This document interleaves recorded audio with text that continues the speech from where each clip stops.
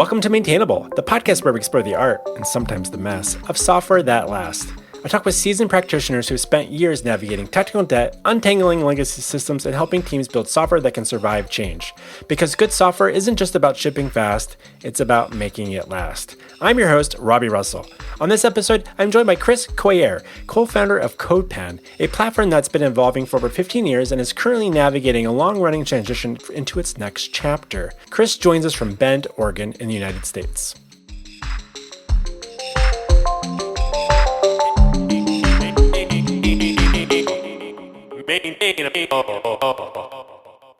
Chris Coyier, welcome to Maintainable. Wow, thanks for having me, Robby. My pleasure. So, Chris, I have to ask, given your experience in the industry, what do you believe are a few common characteristics of, dare I say, well-maintained software?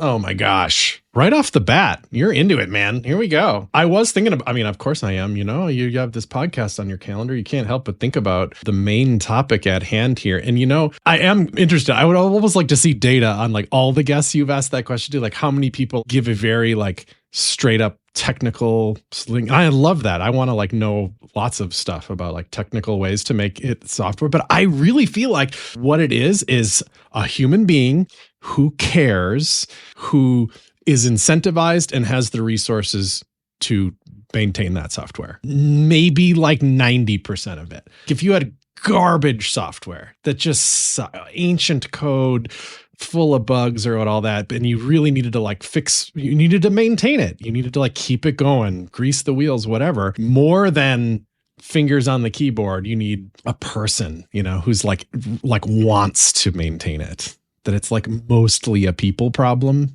and less so a code problem. If you were to go in, and do you feel like you can assess that by just looking at, say, if you could someone just sent you a link to a private GitHub repository, do you feel like there'd be any indicators that would make it kind of allude to that? Good question. Maybe that's what the green dots are for, because they get made fun of a lot, mostly, what I'm talking about is the light green, dark green grid of dots on GitHub that show commits over the course of a day, a week, a month, a year, and that kind of thing. I do think there is something it's easy to make fun of and be like, hey, look, the carpet at this airport looks like GitHub or whatever. But I think the point of that is if you see this sporadically light green spread on GitHub, you can be like, look, they care on an almost day-to-day basis about this piece of software. That's decent. I'm careful about commits because that can be dangerous territory when you evaluate someone's performance based on how many commits they're doing. That's not great territory, but depending on if it's an open source piece of software that's been lightly worked on for 5 years, geez, that's great. In preparing for the conversation and maybe actually provide a little bit of context for our listeners that might not be familiar with CodePen, how would you describe what CodePen is today?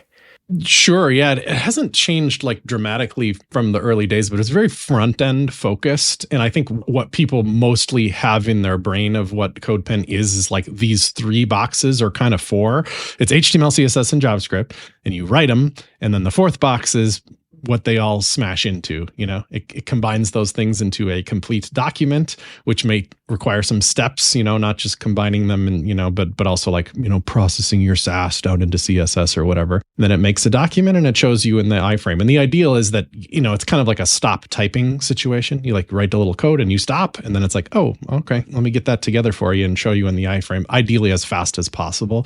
And the point is a speediness from I'm thinking about this and I need to get it out of my brain onto seeing the result of it, but avoid making a new folder in your computer and opening that up in an IDE and then making files individually and then spinning up a dev server and then being but I prefer writing in Sass, so I need to npm install that and make sure there's a little bundler or something. Those are kind of steps that are in the way of you getting an idea out of your head. But people use CodePen for more than just that. It's sometimes some people use it as almost their art portfolio. They just make art art. And they could do it anywhere, but a reason you might do it on CodePen is because there's like this social networkness of it that I try not to make it too much like a game or whatever, but it has the hallmarks of some social media stuff that exists in that space because it has views and hearts and comments and then you land on CodePen and you're seeing a feed of other people's pens that are that. So it has these like social network qualities. If you make some of your art, perhaps if that's what you're building on CodePen, that you get some of these kind of vanity metrics with it, and that can just be appealing. And the bigger the network, the bigger those numbers are. Not that our numbers are that big; they're not that big, but it can be satisfying to like get some hearts and stuff on the thing that you build. So some people do it for that. There's a lot of prototyping a little component to show to somebody at work, so they do that, and then they keep it private because nobody needs to see that, and they share it. There's some real-time stuff built in, so we see it used for interviewing, like build this little component and let me like kind of watch you as you do it. And so my elevator pitch has always been a little weird on it because like there's like 20 reasons you could use it, which is tricky, While preparing for the conversation, I was trying to think back to like, what was like earliest memories that I had? Because I didn't personally use it a lot, but I got shared a lot of links from like employees when they're like, and I was like, oh, I found a bunch of links in like Slack and things where they were experimenting with it themselves on, because mostly from like our more front end focus when they were trying to experiment with something or like, oh, I think maybe something like this, or like, look what this cool thing I did, and to kind of show off, or like, look what some cool thing that somebody else did with it. And I thought there was things like that. And because I was always a little bit more on the back end side of things. Do you identify as a front end developer? I do still. I probably always will. I don't know. Maybe it was just my formative years spent in that way. I spent a lot of time like thinking and writing about the front end. Although I'll say I probably write more back end code these days. And then, JavaScript is weird because they're like, what is it? It's both kind of, When you first set out to build it, what was the initial problems that you were trying to solve? Oh, for sure. I mean, that one is kind of easy because it was, and this is way back, like CodePen's old. It's like 15 years old or something, maybe longer now. I had a blog I owned and ran also for 15 years. It's a little older than CodePen, called CSS Tricks, which still exists to this day. The team's running it. It's owned by DigitalOcean now. They're doing a good job keeping it going. But it was just me in the early days for the most part. And I have guest authors and stuff. But all those early posts, I was trying to show off literally HTML and CSS. Like, I just want to show you stuff, and the name is a little cheesy, but there was plenty of literal CSS tricks on CSS Tricks, and I was trying to show you how to do that.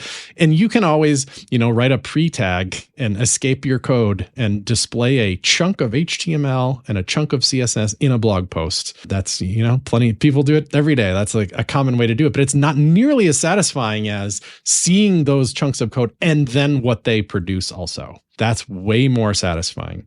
And I never really solved that in the early days of CSS Tricks. I'd show you the code, and then I'd have like a link that would say view demo, and I'd put class equals button on it and whatever. You clicked view demo. And even this was before anything in the CodePen kind of market, because there's plenty of other apps like JSFill and JSBin and whatever. They all have, some of those predate CodePen itself. Those were kind of cool, but not that I helped the situation, but I felt a little weird linking to a third-party platform for something that was so fundamental to what I was doing. Like, oh no, what if it goes away? I'll be up shit creek, So what I did was which happens with the internet. Yeah, it happens.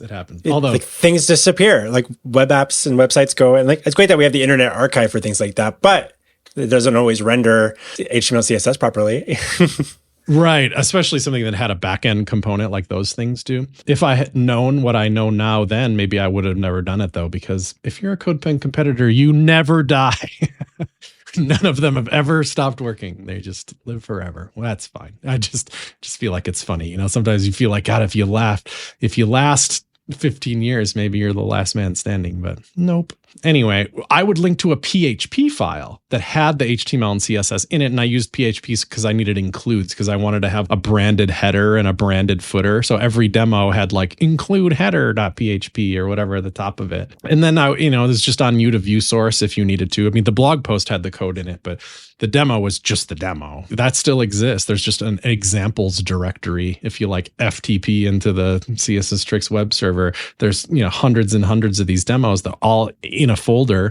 And I was like, it was okay for a number of years, but once apps like JSFiddle and JSBin were on the scene, I was like, oh, it's so much nicer to just see it all at once. But they didn't really have an embed, like a YouTube embed or whatever, but like a way to, my dream was like, you're looking at the code on the left and the iframe on the right, and I can put that right in a blog post, and it'll make the blog post so much more compelling. I wanted that so bad. The early days of CodePen were just to do that. We had that feature kind of from day one. And I was like, but then like, what's the app where you build it was separate from the code that you get to embed it. So then we started working on the code to build it. And I was like, should it just be like an open source thing? You run it yourself on your own server. That was what it was to begin with. But then we're like, I think we were just dumber then, like, because we had stuff. How do you do auth and open source it? I don't know. I'm sure like that's a little more answered now, but I was like, do people want like our auth strategy exactly? And what if we start taking payments? Do we ship our billing code in an open source repo? That seems weird.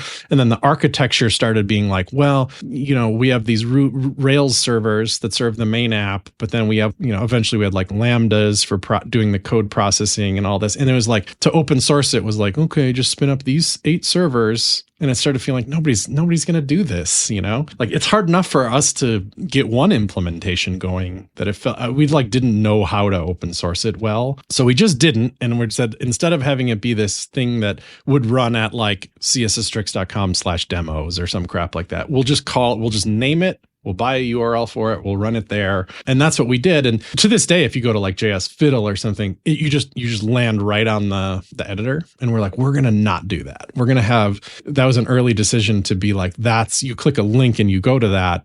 But the homepage, then we have this opportunity to have a landing page when you're logged out that explains what the app is. And then when you're logged in, it can be this like, what's the coolest stuff that people built on this app today? That was like an early choice to be like, because we built like an admin dashboard that's like, okay, people are logging in and building stuff. What are they building? I want to look. So we would look, and then we built this little system with a little like ASCII star, and you could click the star, and then it would put it into just mark it as picked equals true in the database, and the feed would just be the latest ones that were picked equals true, and you could paginate through them to see all the cool ones. They were just handpicked. Here we still do it. That little ASCII star is still in there.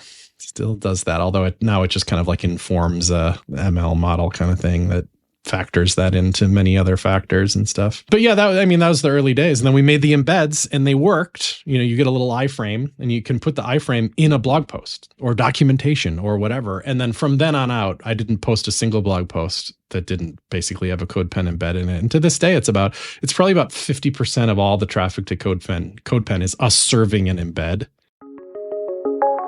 Let's take a moment for the teams running Ruby apps. If your test coverage says 90%, there's a decent chance it's lying to you, because coverage doesn't tell you what you didn't test in your last pull request. It just tells you a story about the past. That's where Undercover CI comes in. It looks at your pull request and shows you exactly what changed and which parts of that change weren't tested, down to the method level. And honestly, this becomes even more important than if your team is using AI coding tools, because AI can help your teams move faster, but can also generate code that looks finished long before it's actually well tested. Several Undercover CI customers have apparently been seeing this firsthand, especially with AI-generated pull requests that skip over edge cases or only partially cover the changes being introduced. So instead of chasing a percentage, you're answering a better question. Did we actually test what we just merged? For teams maintaining long-lived Ruby apps, this hits a nerve. You don't need another dashboard. You need to see the gaps while the code is still fresh during review before they turn into bugs a week later. If that sounds familiar, it's worth a look. Head over to undercover-ci.com. It's free for public repos. Private repos start at $69 a month per GitHub organization. And they set up a code for our listeners. Use Maintainable for 15% off your first billing cycle. Run it on your next PR and see what your coverage report didn't tell you. Out of curiosity, from a monetary perspective, I would assume by you having like someone embedding an iframe and having like a widget that you would load in their own personal blog, that is going to be infrastructure costs to your company, to CodePen, right? So how did we afford it? Yeah, I don't know. Yeah, how did you afford all that to make that work? I don't think we thought about it. We just rolled with it, I don't know how we afforded it. It was not cheap even early on, but I don't know. It probably wasn't too bad. Like, we think that's like kind of a good problem to have, and it kind of still is. Like, if your site is so popular that your hosting cost goes up, okay, a lot of businesses would beg for that, dude. You getting eyeballs and traffic and people visiting your site, you did it. That's the hard part. So if you can't monetize that, then dang, bummer. Basically, you screwed up, Approximately how many engineers have worked on the back end and the front end of your application itself over the years? Over the years, 15 maybe. And actively these days, just for some context before we get into some of these other topics. Yeah, we're only 6 right now. Just we trimmed down again, and not we could certainly be bigger than we are, but there's I don't even know how to talk about that. It's almost like I could hire somebody today, but it's this big roll of the dice whether it's going to be like a good fit or not, or how that's going to go. And like we've had a couple that didn't work out super good, and like the cost of that in a small business can feel so high and feel like, oh, I just don't have the energy to go through that again. And we're okay. We're not like so backlogged that we like can't possibly operate leaner. So we just operate leaner at the moment. I'm curious, do you and your team use the metaphor technical debt very often in your day-to-day work? We do. I often wonder if we use it correctly, or I use it correctly, other people use it correctly. I almost want to turn it back on you. Like, do you have like a really clear definition of what you think it is? No, I don't. That's why I like to ask this question, because I think for our listeners, it's just that like everybody has, some people might go back and be like, well, Michael Feathers said in this one book, or when Ward Cunningham defined the term, he meant it this way. And I'm like, well, that's not necessarily how the, everybody refers to it. Some people might refer to it as like, well, it's just code I disagree with, Sure. It's like, yeah, what is it? I do think that whether you're using it perfectly or not, it generally means I'm either paying for this right now or need to pay for it, not forever in the future. Like probably sooner than later, I need to pay for this. And pay for it doesn't mean like dollar bills. It means probably in my time and emotion about this. Yeah, that you like made a choice either intentionally because you believe in the premature optimization is the root of all evil or something. So you intentionally ship some code that wasn't optimized, knowing that you're like, I'm going to pay for that soon. I'm going to go back and make that faster. So that's like a pretty clear version of technical debt. Or you could say like, we had our Rails app. Oh, I think we used something before Rails. Rails was like step 2 for us, but we still have that. And it was pretty much 15 years ago when Rails went in. And at the moment we're like, no hate on Rails, but we are moving off of it.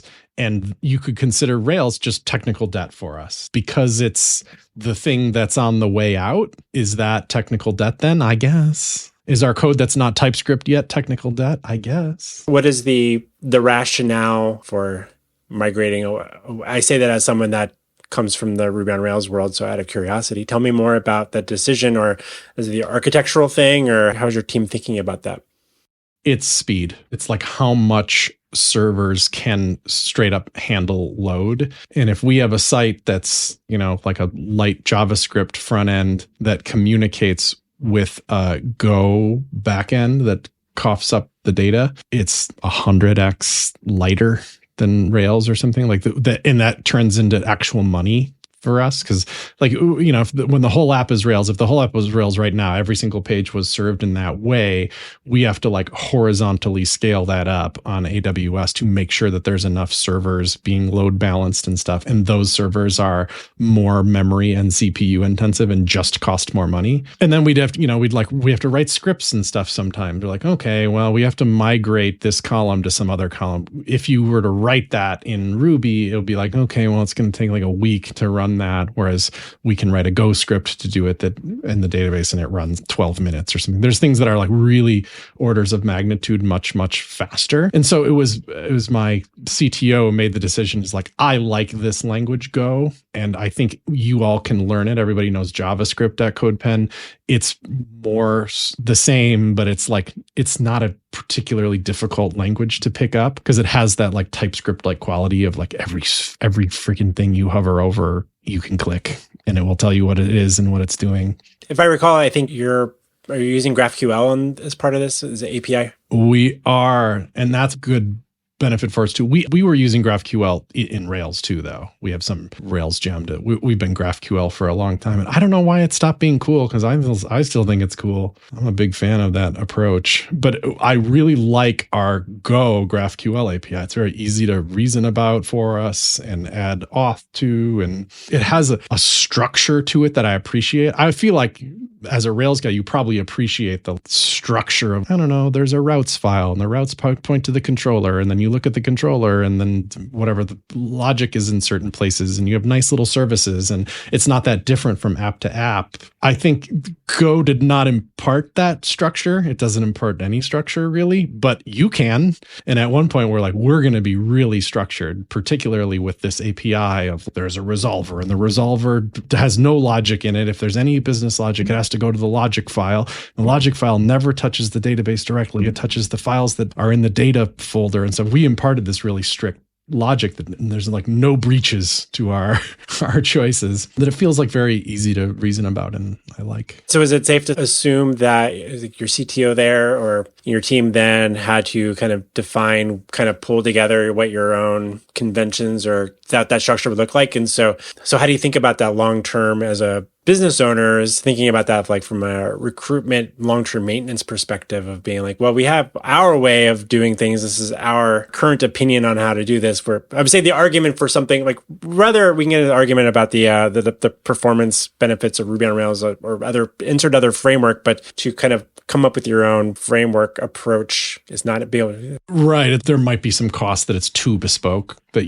nobody knows what we do, and you can't even prove it during interviewing, really, because you're just, there's so many aspects to that. I think that is a good point. If you're hiring somebody and you're like, they're demonstrably knowledgeable about Next.js or something, they'll just be useful immediately, because you have that too, and it imparts these conventions that kind of can't be broken, and it's React, and React is already pretty opinionated and blah, blah. I don't lose any sleep over it. I guess that might be true a little bit, but I think there is this, maybe I'm not smart enough to speak about it exactly, but like Go, like I said, you can hover over anything. There's no doubt as to following a logical thread about how code is working in Go, all the way down to the language of Go itself. You can click down and see what a native implementation of a for loop is or whatever. It's every single thing you can click. I feel like you can set up VS Code to be like decent in Ruby about that, but mine is currently broken or something. I feel like I can't click anything in my Rails app. It's all magic to me all the time. Rails is already kind of magical, and I don't have my thing set up where if I click on it, it'll like take me to the next logical place to take me, and it makes me salty about our Ruby code. Okay. I mean, that could have been addressed with maybe some pair programming with me, but we can figure that out. Yeah, it could. I also think it's interesting. It'd be interesting to hear how far into that migration are you at this point? Oh, good question. Maybe 75 or something. It's pretty far. Anything new gets created in that way over into the new stack, but there's just some old legacy technical debt, if you will, that is in that old world, and it's fine. It's like not urgent to switch anything over. It's just kind of a long-term mandate to be like, yeah, let's port that over, And it just feels a little good when we do. And you can log into the AWS console and look at charts and stuff. And these very few servers we have that just barely 2% CPU usage, just barely breaking a sweat, even though it's serving just a ton of users, It's just nice to see. And it's, so, no shade on Ruby or whatever. It's served us well for a long time, and probably will for a long time. Once in a while I bring up like, that'll be nice when we pull out this piece of the app or whatever, and to have some of our long-term employees be like, that's never going to happen. Might just have to coexist a little bit there. Yeah. I'm curious, you have kind of like this massive API. Do you recall how you thought about where do you pick things to start migrating first, regardless of the tech stack, but like how do you prioritize things like that? That's a great question. We had this goal when we made the new API, because it's a lot of surface area, and to this day it is not done. Those two APIs, maybe 75% overlap there too of do these APIs return, because they had to be exactly the same. All the queries and mutations are named exactly the same. They return data in the exact same format. They are typed exactly the same. They need to be the same. And we had this mandate, like even if it's not like you don't love it in the Rails app, how it was implemented, you would make different choices now. Don't do it yet. Don't do it. It just one-to-one it how it used to be. And I would be terrible at that because I'm really bad at like, oh, we'll just do it this better way. And then it's incompatible because you might have a page that may or hit one and not the other or whatever. So employees did the right thing and be like, do not touch the behavior. But we had this goal. We just picked one page that was served by Rails, and we wanted to make sure it was served in our new framework and by the new API. And it was so low stakes. It was the about page. So codepen.io/about.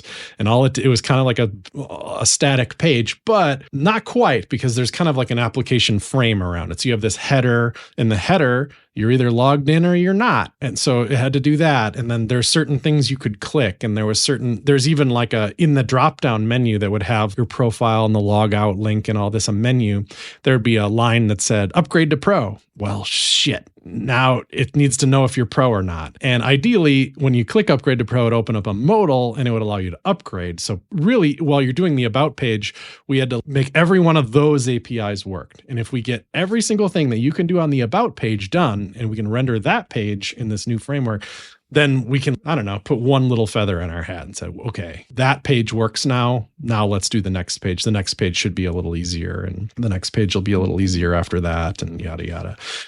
There was some introspection stuff done too, though, that was like, GraphQL has like I think people turn it off on prod, but there's like some endpoint that you can hit that's like, here's everything that's a part of this GraphQL API. And so you could hit it in both APIs and get it, and then kind of like diff them and be like, here's the red, here's what's not implemented in one. Is the API primarily to serve those like embeds, or are you taking a lot of any writes from users? Are they writing anything into your database via your API, or is it primarily for like not via like a traditional API, like you hit write, not none, but low. There's plenty of write APIs because, if you heart something or leave a comment, or mostly you're working on pens, those are all write APIs, but those are internal. They're not, you can't like force a pen save from an API. We don't have that yet. Of course, we've wanted it forever and plan on releasing it, but it's kind of like we want to make sure that GraphQL API is like done. And then you have to think of this like new auth layer that's the world now and not your own app. So like, how are you doing it? Is it tokens or what? And it's all ready for that. We built a really nice auth system internally that we're very happy with, but we just haven't taken that final step of like giving it to the world. Is that primarily like you're using React then on the front end, and then so the React is consuming that GraphQL, and so to render all the widgets or what have you, and then people can type things. Exactly. And it uses Apollo too, a relatively heavy GraphQL library, but it handles like caching, which is a big deal with GraphQL. And it does all the efficient stuff too. Like there might be, 150 components on a page. And each one of them, like the spirit of writing that component is like, if that component needs data, it's got its own little GraphQL query that asks for it. But that might mean that 35 of those components ask if the user is pro or not, like on a paid tier. And you would never make 35 HTTP calls to ask for that information. And Apollo is like the technology that looks at all the queries that all the components need on a page and kind of like normalizes them or whatever, so it's only ever asked once. That's what that caching layer is all about. Is like it asks once, and then all the rest of the components ask the cache, which you don't even really see happening. It just works somehow. I'm not that familiar with Apollo. I've heard it referenced a couple times recently, and I have to check that out. Sometimes people reference it in a "why would you ever do that to yourself" kind of way, but I don't feel that way. I think it's kind of nice. It has little like bonus things for React, like it has these reactive variables, which is like I think in the same kind of spirit as signals, which is all hot in JavaScript land. Hey listeners, it's Robby here. It wasn't all that long ago. I'd find myself debugging a weird issue in one of our clients' Rails app. I log into one platform to track down the error, only to realize it was tied to some performance issue. And guess what? That meant hopping over into a completely different tool and trying to match things up based off of timestamps, if I was lucky. And let me tell you, my productivity didn't exactly thank me for that. Enter AppSignal, our podcast sponsor, and the tool that eliminates all that back and forth. They bring error tracking, performance monitoring, host metrics, custom metrics, uptime monitoring, and logging into one seamless platform. It's a single source of truth that helps keep your app running like a well-rehearsed symphony. Whether you're working with Ruby, Elixir, Node, Python, or tracking front-end errors in JavaScript, AppSignal has your back. They're always adding support for more languages and frameworks too. And here's the best part. AppSignal won't break the bank. Plans start at just $23 US a month. Plus, they're ISO 27001 certified and fully GDPR and HIPAA compliant, so your data is safe. Oh, and because you're a loyal Maintainable listener, you can use the promo code MAINTAINABLE at checkout for 10% off your first year. So head over to appsignal.com. Tell them that your good friend Robby from Maintainable sent you and start making your app sing. I know you've mentioned also the idea of like letting the browser do what it's good at, particularly when it comes to things like focusing on accessibility and performance. So where do you see teams tend to overcomplicate things today? I saw a good blog post that I could relate to that was kind of crapping on the shad CN. I'm sure you've heard of that, right? It's these little they're like components that you npm install, and then rather than it being a dependency, it just barfs all the files out into your system, so they're just version controlled and everything. It's a nice system, I think, and it has a little bit of that like bootstrap like quality from back in the day, like, oh, every site just looks like the same because they use these shad CN components or whatever. But they're really nice, right? But this particular blog post was about the checkbox element, which in HTML is input type equals checked. And now you have a checkbox. It's one line and that's it. And the shad CN component is like enormous, an enormous amount of files that depend on other files and has dependencies and all this stuff. And it was like, what are we doing, team? That it's a one-liner, baby. You don't need that. And I'm sure it's got its reasons and all that. But I try to think in that way. Does this thing need to be that complicated, or can we write input type equals checkbox? And we're definitely like an input type equals checkbox kind of company. You've been around the industry in the front end world,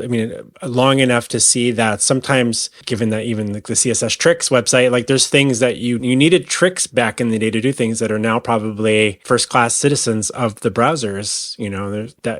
Browsers do improve or get new features added over time. And then can you recall any scenarios where you're like, oh, now that this was available in browsers, we can now remove a bunch of complexity from our style sheets or something? Yeah. And it happens. The more satisfying ones are when you can remove JavaScript to do a particular job. One that we're like kind of halfway through at the moment. I think it's used here and there on CodePen, but I don't think we've ported all our components to it yet, is the anchor positioning stuff in CSS, which is like you can take an element and say, hey, go position yourself next to this other element. And there's some caveats to think about, but for the most part, it's pretty powerful.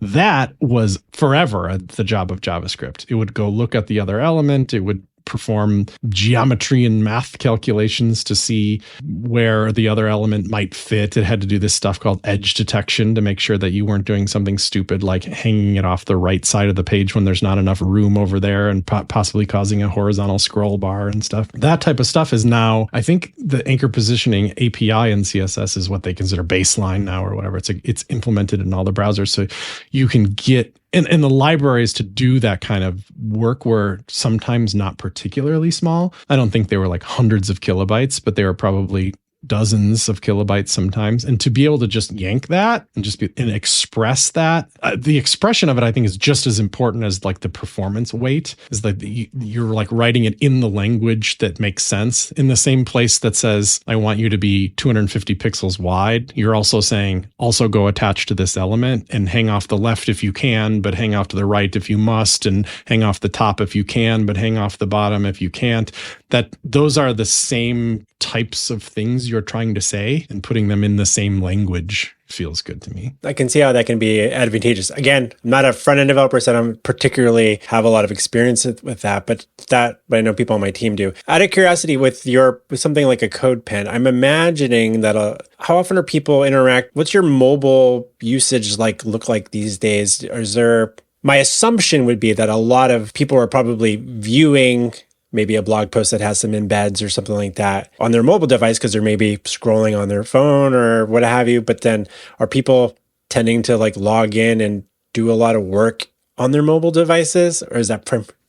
It seems like it. It seems like people comment about it more than I think they would, in that, I'll get some kudos because we've tried to handle it well. I don't know. I lived through the responsive web design days. I care very much that a website renders and looks and behaves well on a small device, even though there's some logical part of me that seems like, why are we doing this so much on the editor part of CodePen? Maybe the browsing part we can put a lot of time into. In fact, I forgot to post about this and get my kudos or whatever. After all these years, I put in a swipe gesture on our feeds are kind of like horizontal on CodePen, and now you can go to the feeds and just swipe with your finger, which is so. I probably should have did that 5 years ago or more. That part makes sense to me to optimize for mobile, because maybe you're just chilling on the couch and you want to just look at some cool art that people made on CodePen or games or whatever else, because you're a front end nerd and you geek out on stuff like that.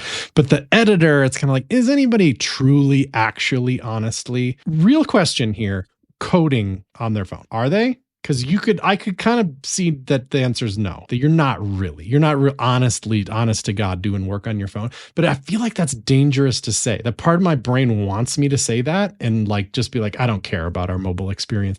One way you can handle this, to this day, this works on the web. Don't put that freaking meta tag in your HTML that says initial width, device width, or whatever. There's some meta tag that makes it kind of the width of the page be the 420 pixels or whatever it is of your phone. If you just don't put that, at least I'm pretty sure on Android and Chrome, it just zooms out the whole page. It looks like your desktop website on your phone, and then you got to pinch and zoom into it. I feel like nobody does that, but it's not totally off bounds. I was like, maybe that's the solution for our editor, is we just have the zoomed out look, and then you zoom and pan around to use the app. That would take 0 seconds of dev time. That would cost us $0 to do that. But we didn't. Instead, we made it totally responsive, and everything shrinks, and we just did all the work to make sure it's responsive instead. And like I said, I think a lot more people that I think of are like, thank you for making this work really well on mobile. And we get bug reports. The new beta we have, CodePen 2.0, which I don't have to dig too much into. We upgraded the editor that we're using, because we didn't handwrite the code editor part of that. That's an open source library called Code Mirror that we use. That's really nice. Is much nicer on mobile now, and people are like, ooh, good to go. But for example, it uses some virtualization technique or something. Let's say you have a megabyte of text and it's in this editor. It doesn't render and syntax highlight the whole megabyte of it. It renders the viewport plus another 50% maybe. And so, but okay, yeah, it is. And it's performant and nice. But for some reason on iOS, if you you hold down and then you get the little handles with the little dots on them and you can drag to select text or whatever, which I think it's fine. I don't have any better idea for selecting text on a touch screen, but for coding is a little rough, But there's an option that pops up above that, and you could say select all, and it will select all the text. Somehow you need to deal with that in JavaScript, because you're not actually rendering it all. So if you don't deal with that, you're just going to get the viewport plus 150%, but not the full text. Somehow they deal with it on iOS, but we have an open bug report right now that Chrome on Android, it just selects that 150% of the viewport, and then you hit delete, and then you see the rest of the document that you didn't select all. So it's like, but you look at a bug report like that sitting in your to-do list, and you're like, oh. It's going to be a monkey patch to the library, or we need to talk to the open source library and make a reduced test case and make sure they agree with it and that it's reproducible. And then maybe they'll fix it and put a patch out, but that doesn't help our user. And how important is it to that user? And then let's say people like that we have mobile. Are they, just to be all capitalist about it, I guess, Are they paying you? Does it actually matter to the business of your business if we actually fix this bug or not? Because it may not. It might be like, oh, people like the editor, neat. But there's 0% of your paying customers or something. I don't know that data, so I'm not making decisions on it right now. But it does kind of matter, you know? I'm always curious about like tooling and how far some orgs will go down the rabbit hole of how much they're going to cater to very, very small number of potential users. At least our perception of it, like who's really doing that? In the same way, like there's certain tasks that we probably all rack our head over. Like if someone sends me a link to do something and I'm on my phone, I'm like, this is not a phone activity. And like they're booking trips, multiple countries on their phone. And I'm like, I need to go to my laptop and look at this stuff in a browser. I need tabs. But is that because we've crossed the 40 barrier or something? I don't know how old. Maybe I'm a couple of years away from 50, but yeah, I think it might be a little bit of that. But then I'm just like, I don't know how people. What about but what if Amazon back in the day said, no, nobody's going to buy a rug on their phone? They made the wrong choice then. They didn't. But there was a time in history where you could have thought that and done that in your brain, and you would have been wrong. You would have been wrong. But editing some code on there. I mean, I guess there have been a couple times where I've used the GitHub editor to fix some text, but I haven't made any huge syntax code changes to my projects and sent a pull request to get merged for production. Yeah, but if I was GitHub, I would put a lot of thought and time and effort into this. When you are 6 people like us, it's surprising to me that we did. No, I can appreciate that. You think about, as you're prioritizing the types of projects that your team is focused on, catering towards evolving the platform versus just maintaining it day to day. How does your team currently, do you separate? Do you have people that are kind of focused on just responding to things that are going on? Do you have with a smaller 6-person team like that? I see what you're saying. That was, that's a wonderful question because it's evolving. Well, no, I mean, yeah, but I want to know how everybody in the world answers it too. Like, it's interesting. I want to know, like, I can tell you what I do, but I'm fascinated by what other people do also.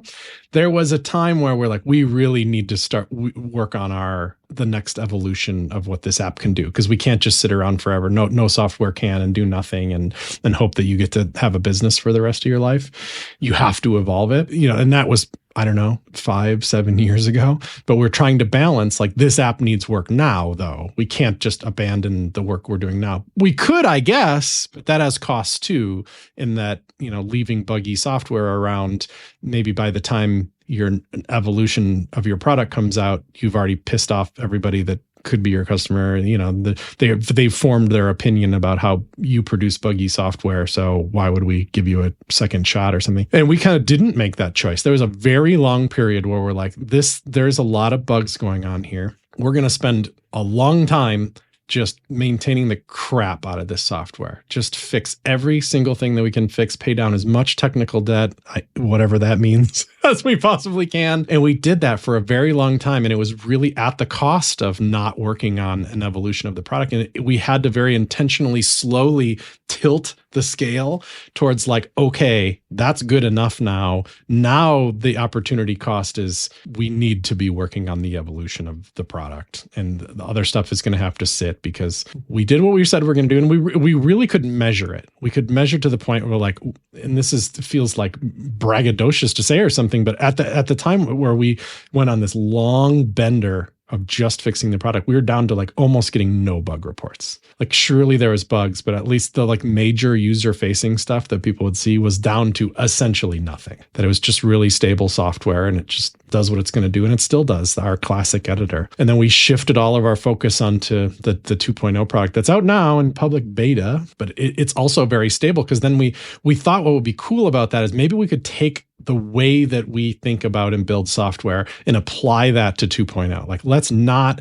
move fast on it. Let's move really slow and just test the crap out of it so that when we release it, it's not like last time. It's not full of bugs and pitfalls and slowness or whatever it could be. And that's really borne out to be true so far, is that this thing is really stable. And that feels good. And I think that comes from being possibly, I don't know, make all about age, but like, we've just been doing this a long time. So we're going to like make good choices this time.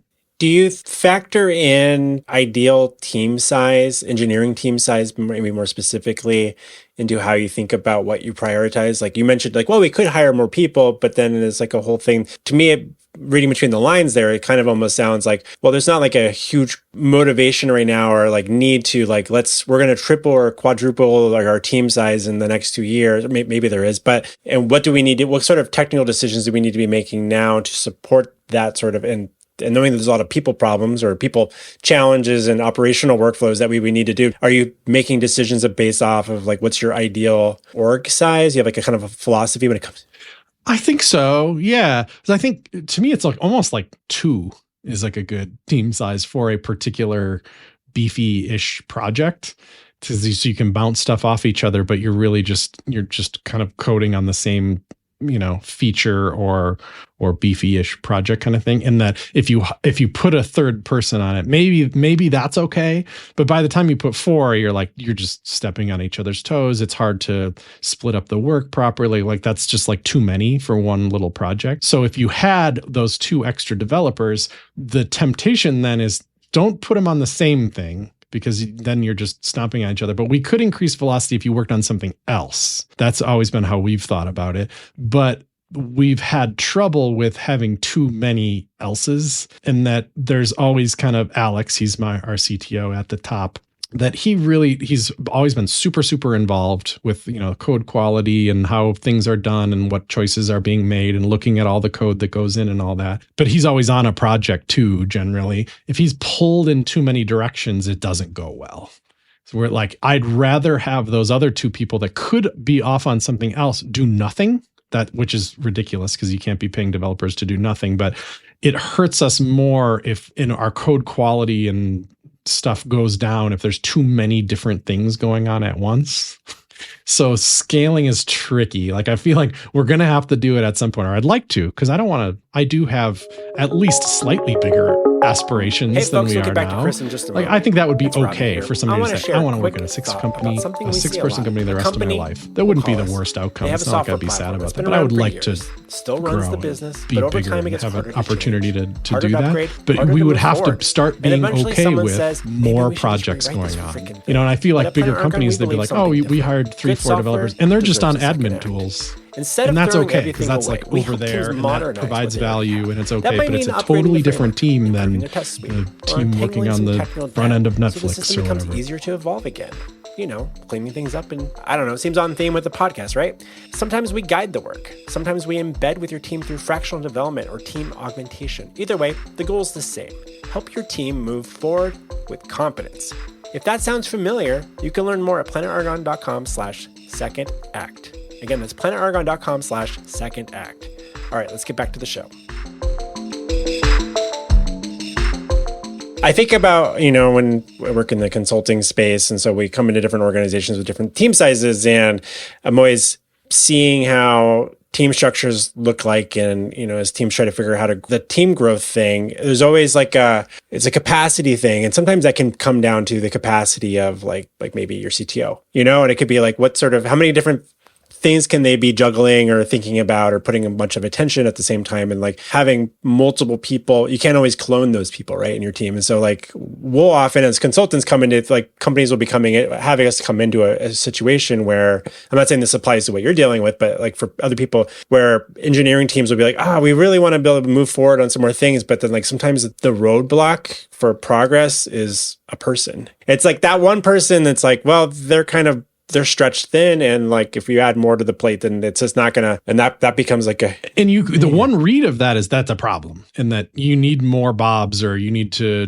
get Bob to let go or something. Then the flip side of that is that Bob had a lot of value, that the bottleneck of Bob is the quality level of the software, and that you can't just get Bob to stop caring, or that there will be a problem if you do.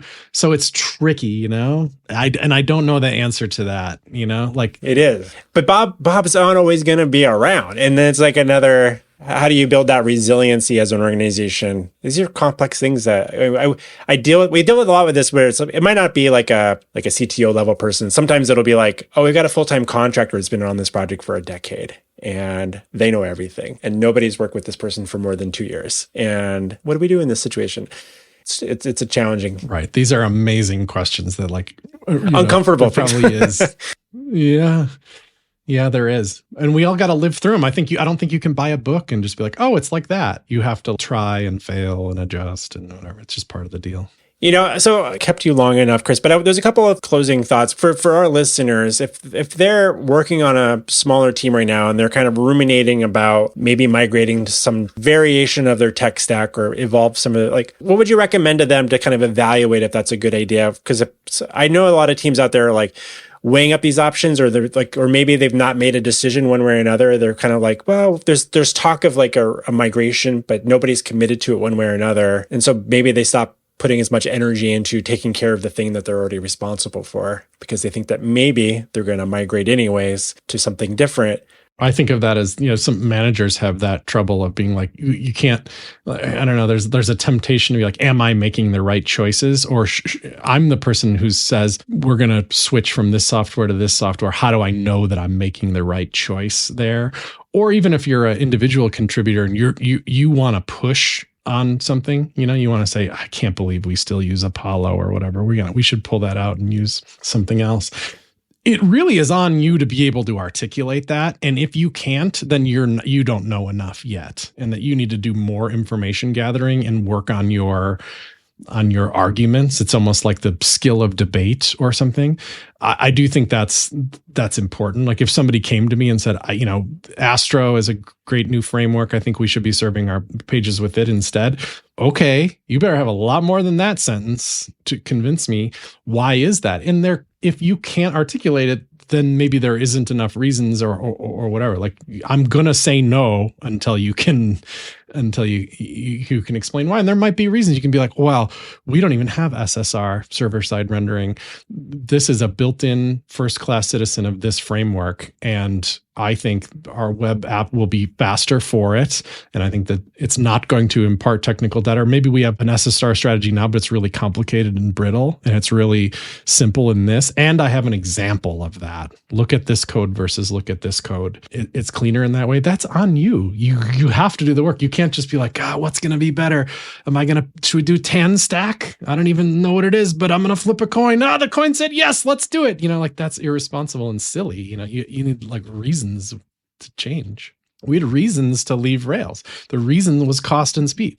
Do you think they're always that clear cut though, those reasons, or sometimes you feel like you have to kind of place a bet on them?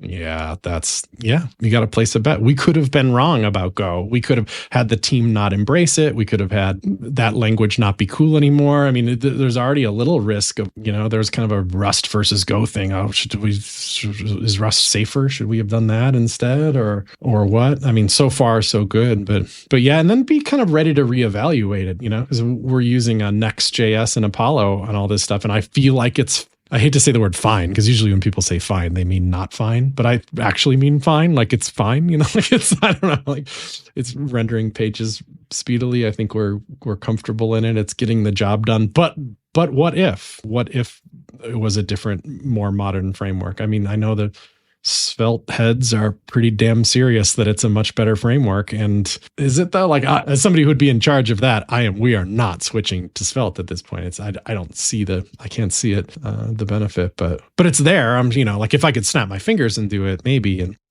I'm curious, is there a non-technical, non-programming, non-software book that you like to recommend to your peers? Have you ever had somebody recommend Understanding Comics by Scott McCloud? That's a really good one to put on your list of I've not heard of that one yet. I will definitely look that up and maybe grab a copy of that myself. It's about comics, but it's, the metaphor goes lots of places. And I think people can find lots of different things you maybe didn't even know you were looking for in a book like that about how to express yourself. And certainly if you're in software development, it's highly relevant. All right. Well, I'll include links to that for our listeners in the show notes. And where can listeners best follow your thoughts and ruminations about software engineering or front-end development online? I'm a old school RSS guy and a big fan of having a personal website. So my personal website is myname.net. You don't have to remember that. Just Chris Coyier. I bought the .com not long ago, so you can go there too. And I probably overpaid for it. But well, I'll definitely include links to both of those in the show notes for everybody. And thank you so much for joining us on Maintainable Talk Shop. My pleasure. And this is going to be a crossover, out there, listeners. Going to have Robby over on Shop Talk Show soon too. All right. Thank you so much, Chris. Thanks for stopping by.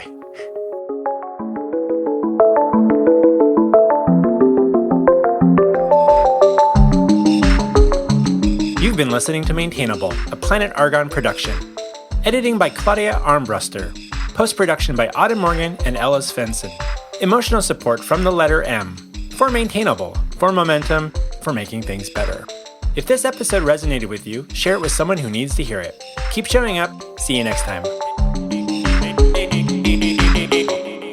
Maintainable.